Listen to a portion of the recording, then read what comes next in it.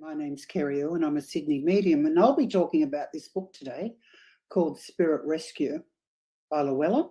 This is probably my, 11th book I've written. I've written quite a few. So there you go. So that's my book called Spirit Rescue. And this is out now. And it's a fabulous book to read because it's all true. So this will help you if you have earthbound spirits in your home, place of work, or anywhere really that are causing you problems. I'll just tell you a bit about myself. I'm a medium. I do seances. I'm a physical medium. I'm a mental medium. I do spirit shows.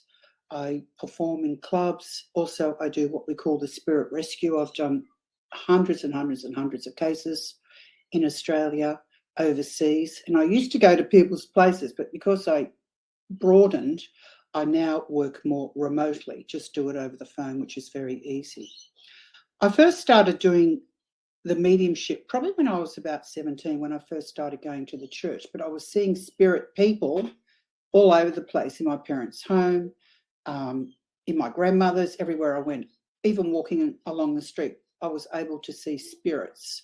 And I soon realised there are two types of spirits. There are our loved ones that generally cross over, and I'll talk about that later. But there's another type called the earthbound spirits that are actually stuck here on the planet, and they live in the astral. So it's very unpleasant for them because the astral world is very, very cold and very, very unpleasant. So this is part of my life's work. The reason I wrote the book was to help people, to help them understand that this thing actually happens. It is a real phenomenon, and you can clear spirits, you can clear negative energy. So I'm here briefly to tell you bits and pieces about this very informative book with real life case studies and also exercises. Well, first of all, I'll start. Let's see. So part of my life's work as a psychic medium is releasing earthbound spirits. Earthbound spirits are not able or don't want to pass over for a number of reasons. Their death may have been accidental and they don't want to leave, or there is some sort of fear about crossing over. Sometimes religious beliefs may hold someone back if they've done something bad, or it could be, they could think that they're going to hell or something, so they're too scared to cross. Another reason would be they may have an obsessive love or a greed for the material world, and also earthly possessions. I once did a case in a woman's house, and she could feel her husband, who committed suicide, and she could feel him in her meditation room. So she rang me up. She said, look, things keep missing in the house. I can feel him here. I know he hasn't crossed.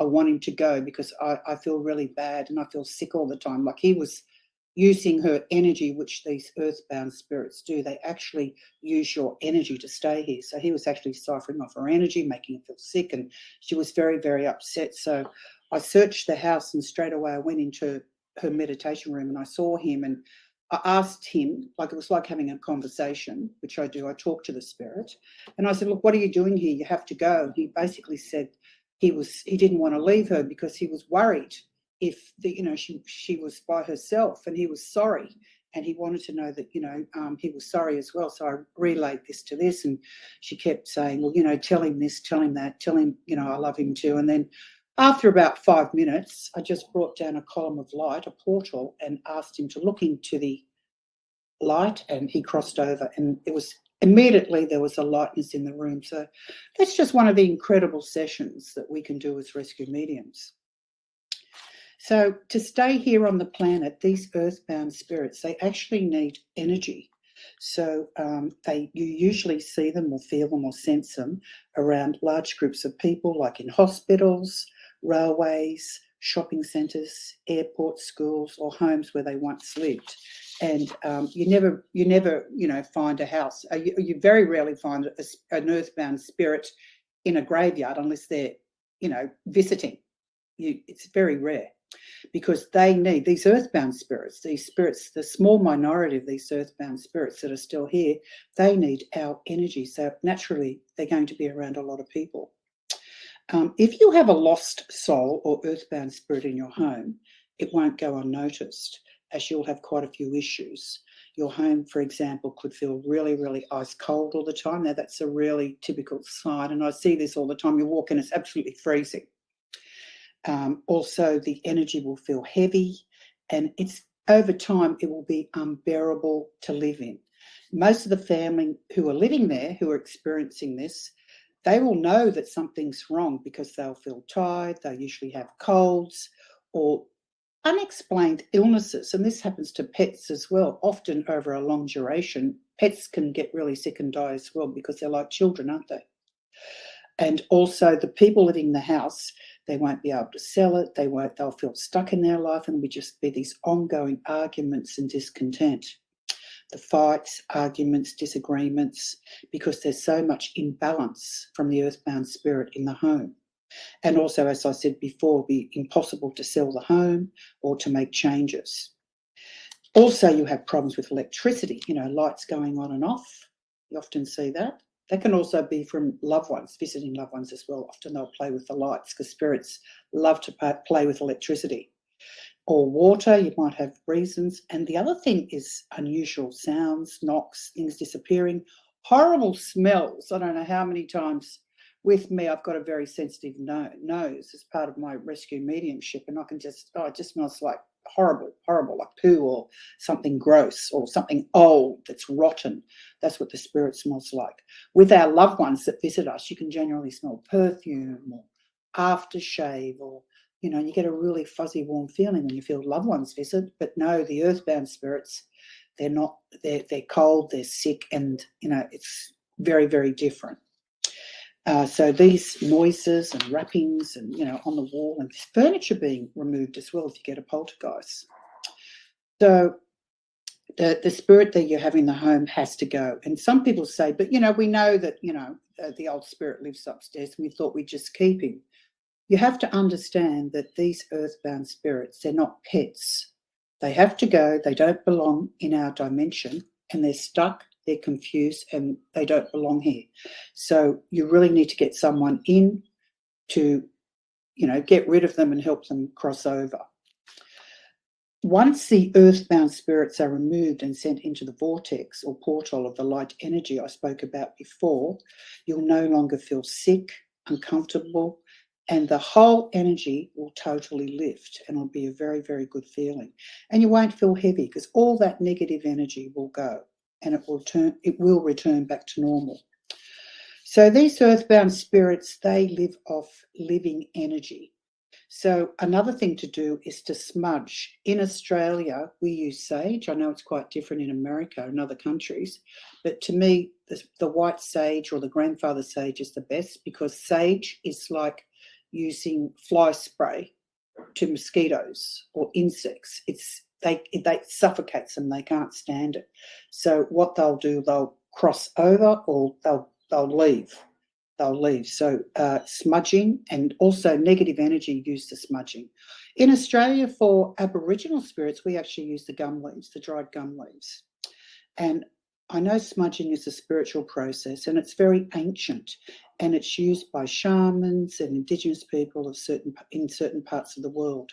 And it also involves any clearing of this negative or stuck energy I talked about, and it will totally change everything. So what you do, I generally just get a really big pot and I put alfoil on the bottom, and then I get the sage. You don't just use a little stick, that's not going to do anything.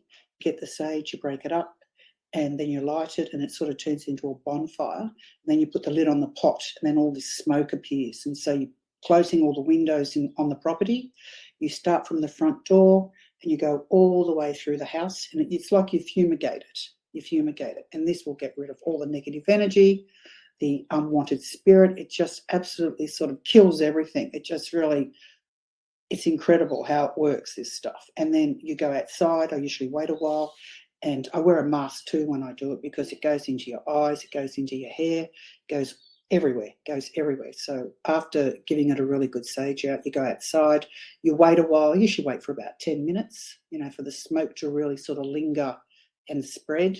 And then I go inside and I open all the doors, all the windows, and all the smoke will leave. And then suddenly, when it's all gone, the place will feel lighter, brighter, and much better. So all those depressive energies will leave. And so that's what I do here in homes. And you can do that too. And I explain that in the book. So it's a very easy process. So once you've cleared your space and if you are still having problems, you do need to call in a professional. But generally you can do this by yourself. But if the spirit has a strong connection to the house, sometimes they can be stubborn. They might step outside and come back in again. And you might have to do this several times with this smoking. So as I said, if this happens, you just call in a professional, and you can generally contact them through networks like a spiritual churches, and or dowsers can do this sort of work as well. Or you might just need a bit of help. But over time, it's an easy process to do. And I feel once you keep working on this sort of stuff and clearing this energy, your whole life will change and you'll have a much better reality. Now, I'd like to talk about living spirits. As I said, I'm a medium, so we have the earthbound spirits. They're a minority. And then we have the living spirits. Living spirits are the majority of spirits that have crossed over successfully into the light or have gone home to the spirit world. And they're beautiful because when they come to visit, you feel light, you feel love. You'll get little signposts, that they're around. Like you might see butterflies. This reminds me of my auntie. Or you might see feathers or coins or just feelings. Or you might feel, looking at the photos of loved ones is really good as well. That's another way to know your loved ones. So they can actually hear you talking. So if you want to make contact with a loved one that's crossed, not an earthbound spirit, just talk to their photo. So once they have crossed over, our loved ones, they're usually helped by a guide or angels. And they've crossed over and they can reincarnate again. So it's a very beautiful thing, the spirit world, and it's a vast consciousness of so much love and light and healing. Some people might see it as a place in nature, and other people might see it like just white clouds, or it might look like a great city. It's quite interesting what people will see in meditations and through hypnosis. The types of spirits that I wanted to talk about are the earthbound spirits. The earthbound spirits are sort of stuck here because they usually go back to their home, and they're the stubborn ones. They're very hard to get rid of. Then we have the wandering spirits. These are ones that you can pick up. You might pick them up. They might have come from a car accident. You may have picked them up from hospitals. It's very common, or airports or train stations. These are wandering spirits. They kind of wander around. They follow you, and it works really well when you smoke the house out. They go straight away. Then you might have a poltergeist type. The poltergeist is a noisy spirit. Poltergeist means noisy spirits. These spirits are troublesome because they move things around. They can be quite stubborn, and they're not going to hurt you.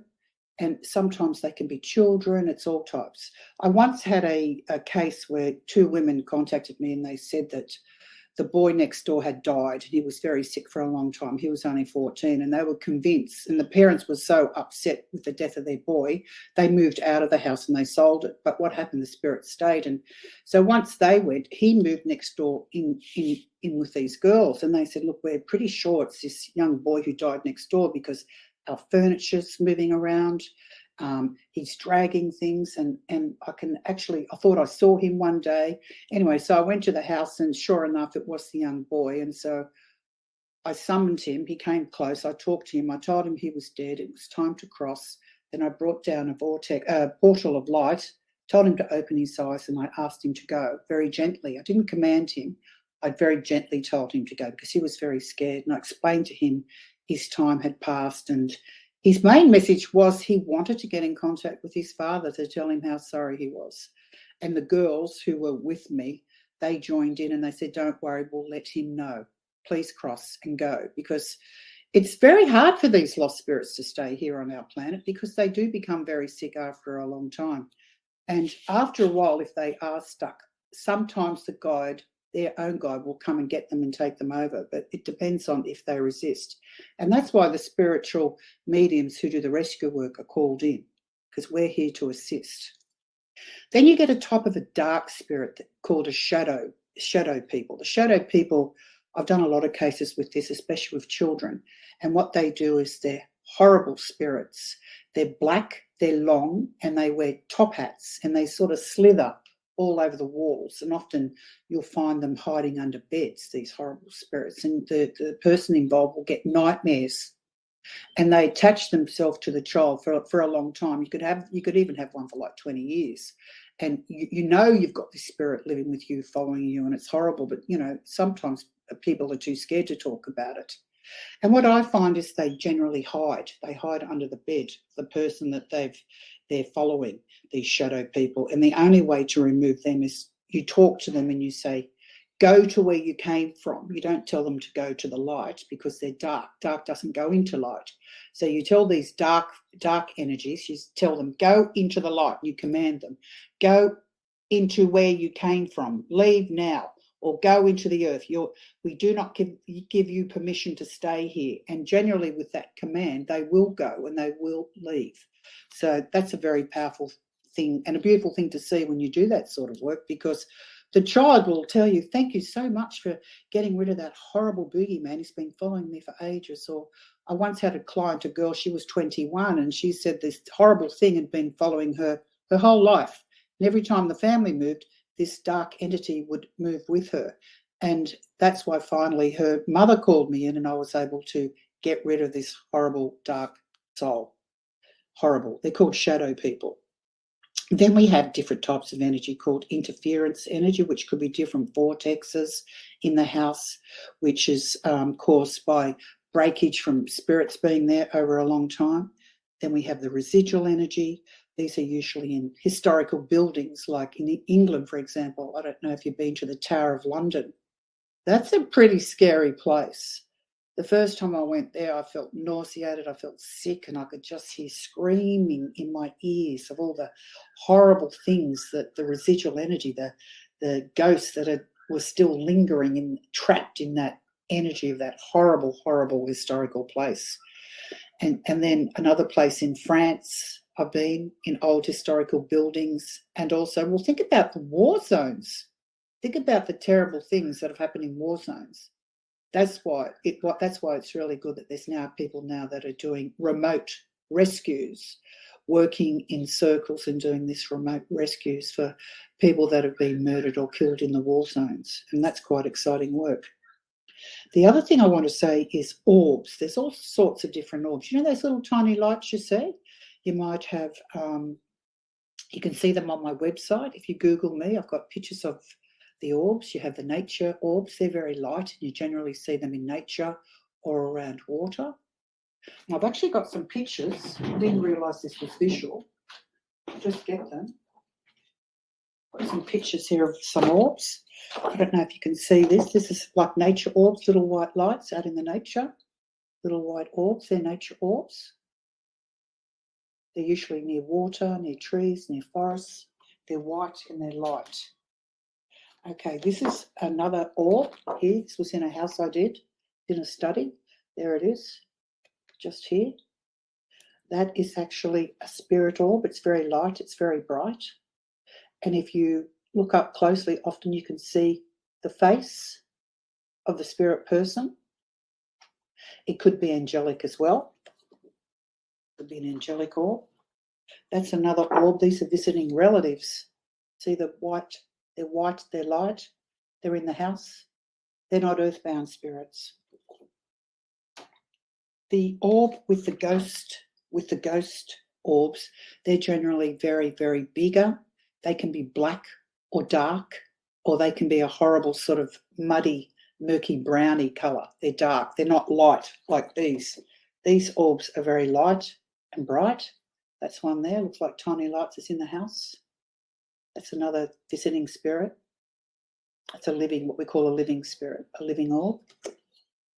And also here's another one here.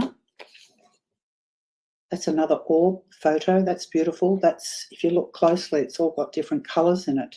Stunning. So I'd say that's probably an angelic orb, because next to this room, the guy who lived there used to meditate all the time. They're just examples of orbs, and you can usually see them with the eye. If you take photos, you can take, especially in these haunted places, you will pick up those orbs, the horrible black, dense, large, a yucky green, yucky grey, yucky yellow, sort of yucky colours. So there you go. So that's the sort of things that go on. My next subject is what I really want to talk about is protection. So part of the work of a medium, or if you want to do this sort of work, if you're going to clear energies, negative energies on the earth plane, you really need to protect yourself. And also you need to protect yourself from people too, in the home, in the workforce, and, with friendships, when you're going out and that, because people aren't nice. You get the white, you get the dark, you get the grey energies. The white are usually good people. The greys are people that sit on the fence. They swap from being nice to really horrible. And then you get the dark souls. The dark souls, don't really get on with the white and white energies. For example, you might be born into a family where you might have a dark soul mother. So she'll probably never get on with you. Your life is probably terrible. No matter what you do, nothing will change. And when the spirit crosses, it doesn't change. It will still have the same personality. The spirits that have crossed once they've crossed over to the dimension of the spirit world. But often with spirits here that are earthbound, they're not heavenly creatures. They're exactly how they were when they lived on the planet in this dimension. So when you do this work, I like to use protection. And as an energy worker, I feel it's an integral part of what we do. You just don't go in there and just be exposed. You really need to use protection all the time. I use it in my daily life, and especially when I'm doing this work. And often I'll use crystals. If I have to do a job, I might stick a black tourmaline crystal in my bra, because that'll help you not absorb negative energy when you're working in these areas. The other thing for protection is you need to be really fit when you do this work. Like, I don't drink, I don't take drugs, I don't smoke cigarettes, because I like to be really fit. I work out every day, I drink filtered water, I eat good food, and I really look after myself. I get a lot of sleep, so I make sure my aura is really strong.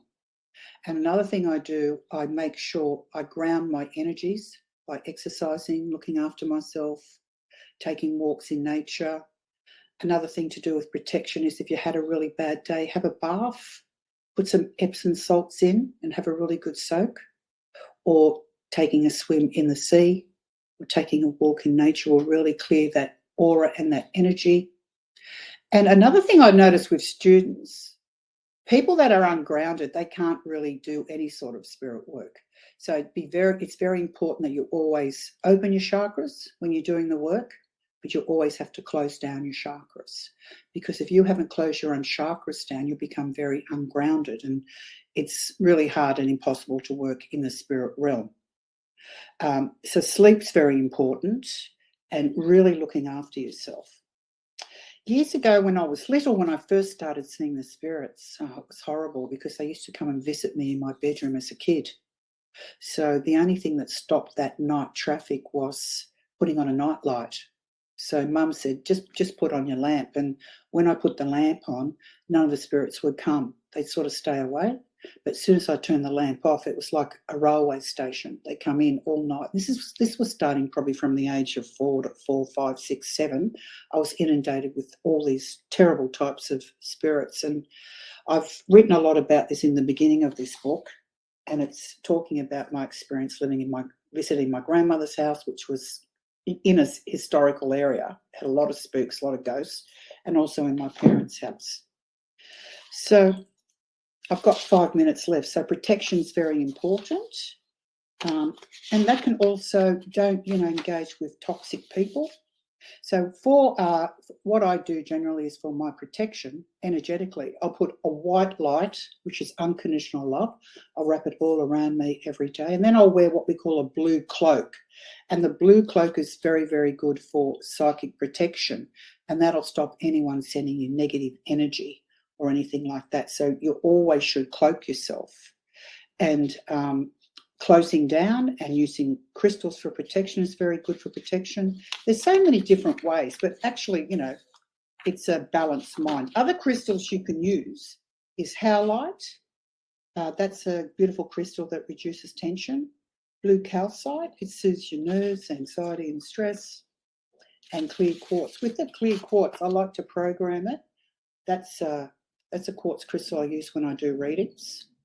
And I program this crystal and I use it to stop for protection and to stop any negative energy while I'm doing readings, so I won't pick up any negative energy from the person that I may be reading. Also, it works on the computer as well. It protects me when I'm doing social media and that sort of thing. So, yeah, it's a really big subject, spirit rescue. So I hope I've explained a few of the things. And, yeah, so just trust your gut, trust your feelings. And if you feel you've got something there, you probably have.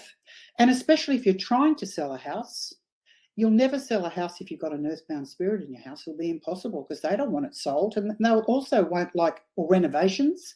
They won't like the changes that you've made.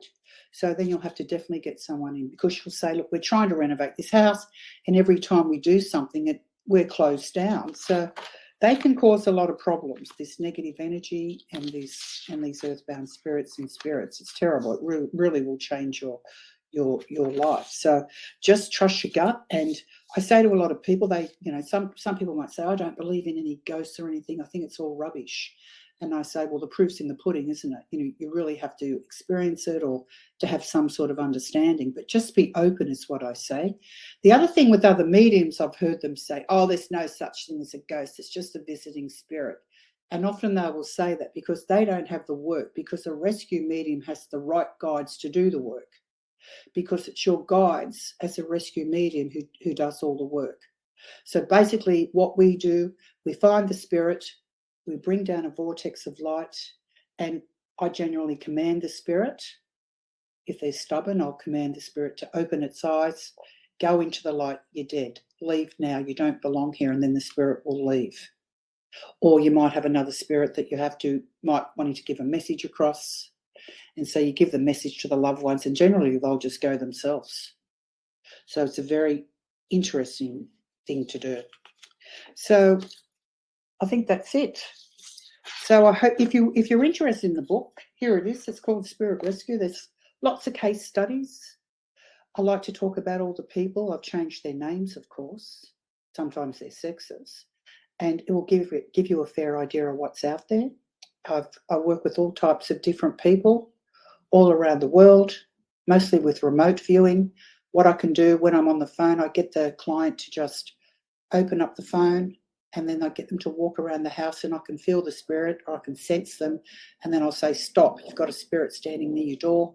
So I get them to bring down a white light, and I tell the spirit to open its eyes and to cross. It doesn't belong here, and they'll repeat it, and eventually the spirit will go, and I can go through the whole house doing that, and that's what I generally do over the phone.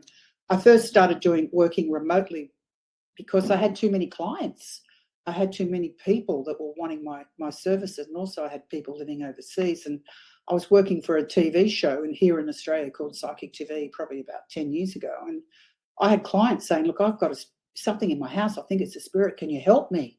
And I said, of course I can help you. So that's where I learned how to do it over the phone. It's funny how spirit works. Spirit will always give you the information on what you need to know to do the work. So if you're meant to do this work with Spirit Rescue, there'll be different ways Spirit will open it up for you. So it's an education, and it's an information that everyone should know, because there are lost spirits on the planet. So in these troubling times, always be aware to trust your gut and understand you don't have to live in a negative environment. Okay, thanks very much for joining me today. My name's Kerrie Erwin. I'm from Sydney, Australia, and I'm on Facebook, Kerrie Erwin Public Figure. I do live readings on generally every second Wednesday, and also I write lots of books, so you'll find my material all over the internet. So I'm here to educate and to help people. Thank you very much for your time.